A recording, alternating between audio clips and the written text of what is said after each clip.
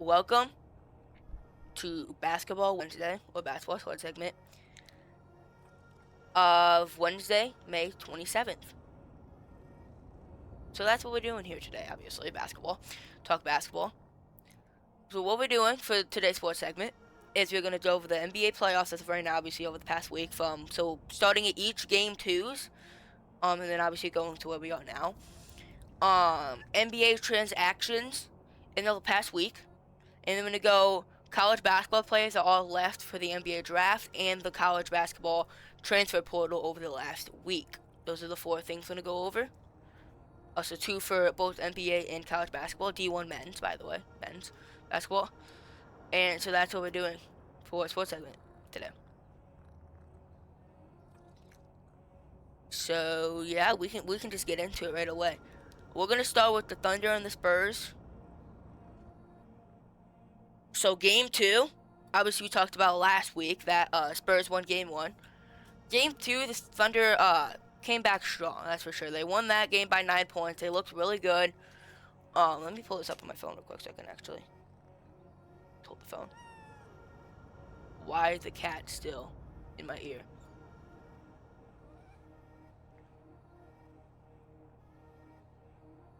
Get him.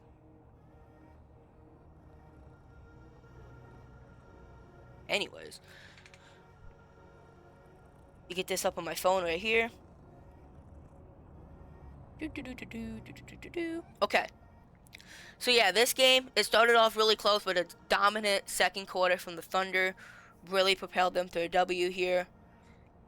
Both teams it was really even, but the Spurs had much more turnovers. They had 12 more turnovers. That really cost them the game. Thunder had better ball movement. SGA dropped 30 points. Caruso and Wallace combined for 29 points. McCain, Hartenstein, Chet, AJ Mitchell all in double digits. So really, everybody performed that game. I picked the Knicks. It just the Vikings got rid of Donald and Seahawks won the Super Bowl. Wolves got rid of Cat. Yeah, that's fair. I mean, it's probably gonna happen at this point. They're just so deep that the Spurs did good too. Like their top three players, 21 points, 17 rebounds for Wemby, 25 points for Castle, 22 points for Vassell. Dylan Harper and Keldon Johnson combined for 22 points. Just Thunder had just slightly more contributions up and down the lineup, really. And they were able to get W. And they were way better in defense, and they were way better with the ball. I mean, way better with the ball. So that's that.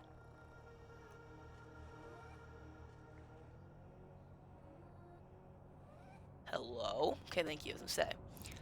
And then we got game two between the Knicks and the Cavaliers. Knicks dominate this one. I mean, truly. They come out. Cavs looked really good in the first quarter. Knicks have a really good second quarter. Come out of the halftime, have a really good third quarter, and close it out in the fourth quarter. They were hitting a lot of shots. They were getting to the line. Actually, the Cavaliers were getting to the line a lot more, but they were just not hitting their free throws. Knicks' ball movement was so much better than the Cavaliers, and they really got much better shot. Josh Hart went off for 26 points, 7 assists. Jalen Brunson, double-double. Mikal Bridges got 19 points. Cat got double-double.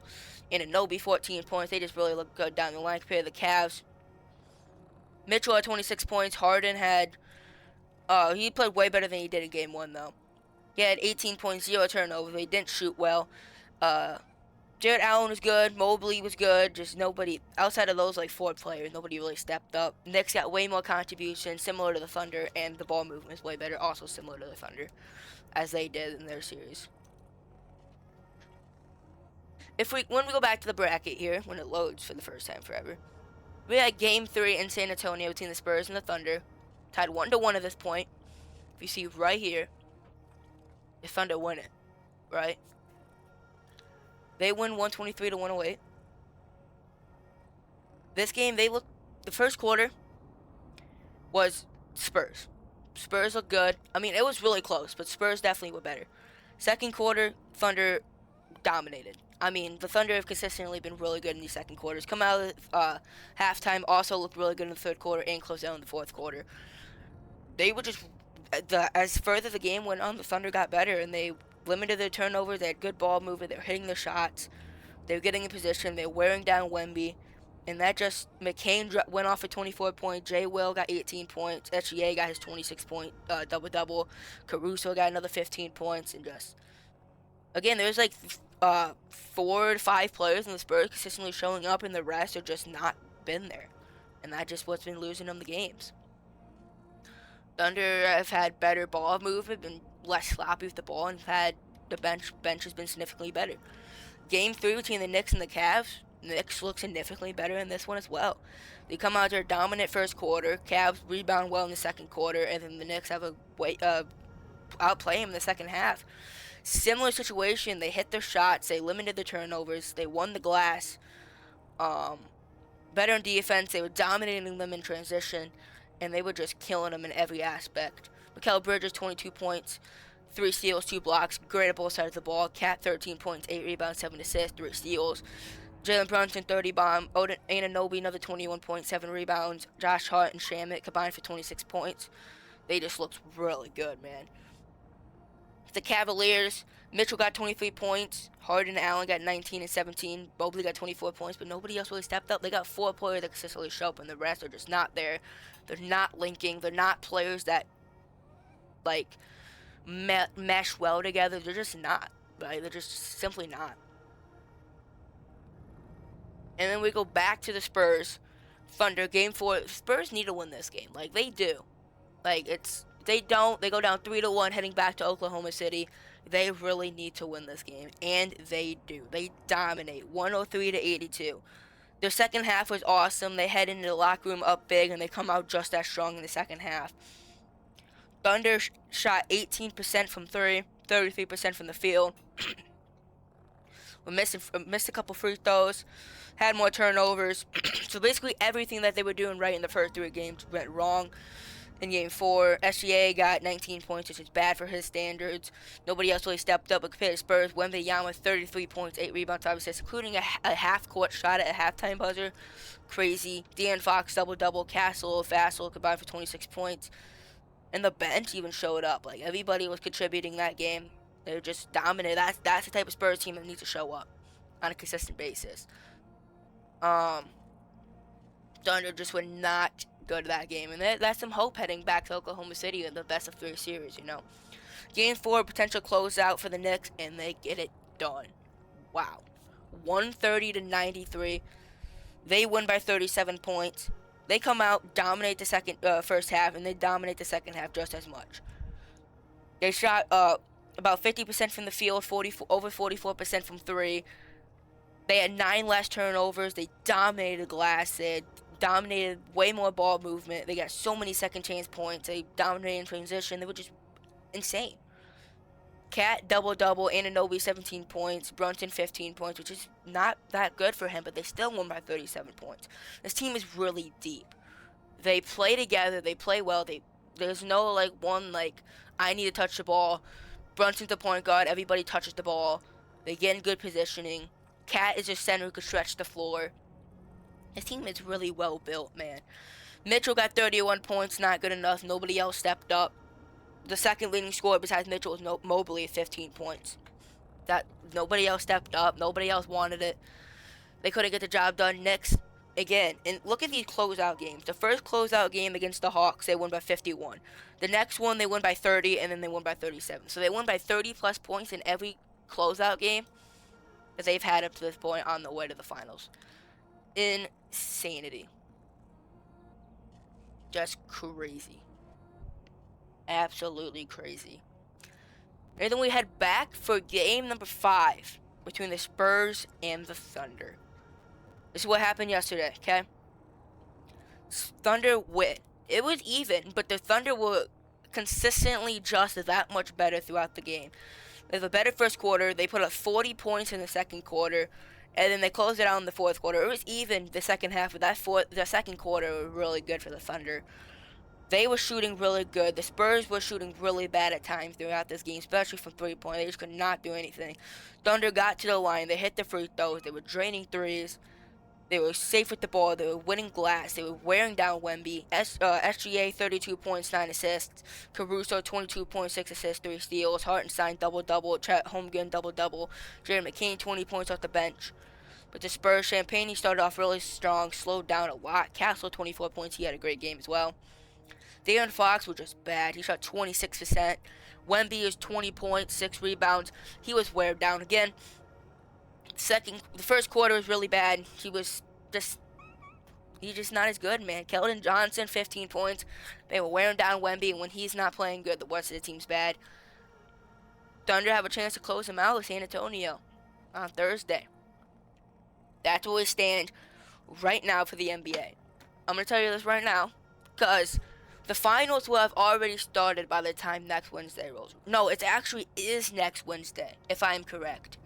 June 3rd, which I believe is next, wait, let me just confirm that that's the, Wednesday. Just hold the phone. Okay, it's not going to say on here. I got to go to my Google Calendar app. I'm pretty positive that's Wednesday. It is next Wednesday, and it's going to be after my stream on Wednesday. So we'll make my finals predictions next Wednesday, okay? Because it would be literally the day of. But for the rest of my prediction for the conference finals, I have the Spurs winning Game 6, and then I have the Thunder winning in 7. Actually, no. Give me the Spurs in 7. I originally had the Spurs in 7. Thunder are looking good. I would say the Thunder, but I'm not going to switch up my prediction. I'm going to say the Spurs in 7 still. That's probably going to be pretty dumb, but... Oh, well, so be it, I guess. I will make my finals predictions next weekend, though. Next week on Wednesday. That's the plan. I'm going to go back to full screen for a second while I switch tabs. Not that I have like nothing to hide, but just,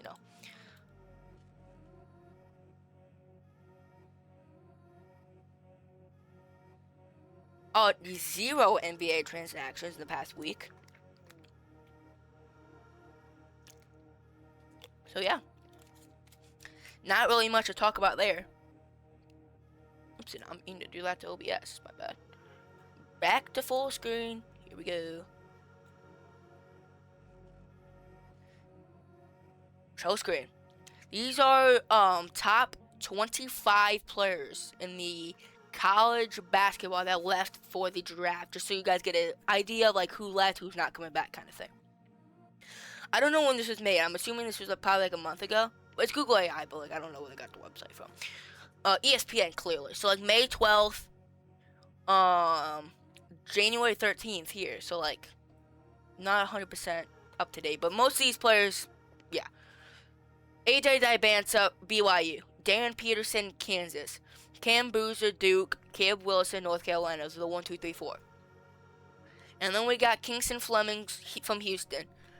Jaden Quaintance from Kentucky. Koa Pete from Arizona. Laxel Lindenborg from Michigan. Hannah Steinbach from Washington. Mikel Brown Jr. from Louisville. Keaton Wagler from Illinois. Thomas Howell from Florida. Liberion Philon Jr. from Alabama.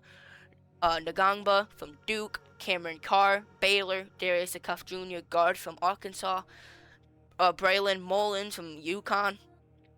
Nate Emmett from Tennessee. Joshua Jefferson, Iowa State. Christian Anderson, Texas Tech. Bennett Sturts, Iowa. Amari Allen, Alabama. Chris Hinak Jr., Houston. Avdolis, Virginia Tech. And Yesofo, I do not know how to say that name. But I do know who that is, though, from Baylor. Those are the main guys that, yo, why is my OBS not in full screen? What are we doing? Anyways, now it is. Those are the guys that left for the NBA draft. Look over here. Here is the transfer portal for college basketball in the last week. Starting from, obviously, last Wednesday to today up to this point. Rasheed Jones. He's unranked, but he goes to Rutgers. 3-star prospect, small forward, Kama Emunobor. Yeah, that guy. Goes to NC State. Mayor Wool, 3-star power forward prospect, goes to Seton Hall. Thursday, Isaiah Shaw goes to UConn. That's interesting. From Phoenix Prep.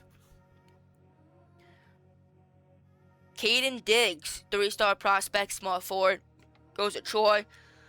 Abdullah Fanta Kaba goes to Seton Hall. Jonathan Grimman goes to Arizona State. 4-star shooting guard prospect Cortland Muldrew goes to Georgia Tech. Temple gets Christian Beam. Isaiah Say goes to San Diego State. 3-star center Meline Martinez goes to Bethune Cookman. And then Friday, 3-star small forward Jordan Burks goes to Oklahoma State University. 4-star Papa Kante center goes to Little Rock. That's interesting. Ofori Neve goes small forward Middle Tennessee. Miles Thompson, power forward Jackrabbits. Yes. 5-star. Actually, I don't think this is yeah, it is. Okay. 5-star point guard LSU commit. That's interesting. Arterio Morris from Dallas, Texas. 6'3", 190 pounds. He went from Texas, and then he tried going to Kansas, and then he said, Bethune Cookman. He said, no, I'm going to LSU. So as of right now, he is going to LSU. 5-star. Actually, I don't know if he's from Dallas, Texas, but this is his last team anyways. I'm going to refresh it real quick just to make sure that it's updated. But I refreshed it right before screen. See? This is why we always refresh. This is a pretty big one, too. 4-star shooting guard Victorious Miller. 4-star shooting guard, 6'5", 170. He is going to Georgetown Hokies. He went from LSU to Oklahoma State, and now, as of today, he is committed to Georgetown. And this was yesterday. This was 2 days ago. So this was Monday. Arterio Morris, Monday. This was Sunday, Saturday, Friday. Okay. But yeah, this was as of today. He is going to Georgetown. He's committed as of right now. Obviously, that could change, but that's right now. Yeah, that's gonna do it for basketball sports segment today, May 27th edition. I hope you enjoyed it. It was fun, and we're gonna do hockey sports segment tomorrow. Friday's obviously my off day, and then Saturday's UFC sports segments. But I will see you guys in the next video, whether that's gaming, watch days, those are coming up soon, or a sports segment. I will see you guys in the next video, regardless of what it is, and have a great rest of your night. Yeah, peace. That being said, that's gonna do it for stream. It was a very, very, very fun stream. It was enjoyable. World War Z was fun. Power Wash Simulator got kind of repetitive, but it was still fun, especially towards the beginning. And basketball segment was good. We're gonna continue to do like this throughout the accumulation of this, and then at the conclusion of the NBA finals, we're gonna keep track throughout the off season of what's happening between that, the rest of the off season through college basketball, and then yeah, that's what we're doing right now. That's the idea, and so yeah, that's gonna do it for stream. I hope you guys see you tomorrow for tomorrow's stream. Tomorrow's gonna be pretty awesome. I actually don't know what we're doing tomorrow, but I'll check in a second. But I'm gonna update the stream like pretty much like directly after I'm done with this, so you guys will figure out what we're doing tomorrow pretty soon, regardless. But whatever we do tomorrow, I hope to see you guys there. So yeah, peace out.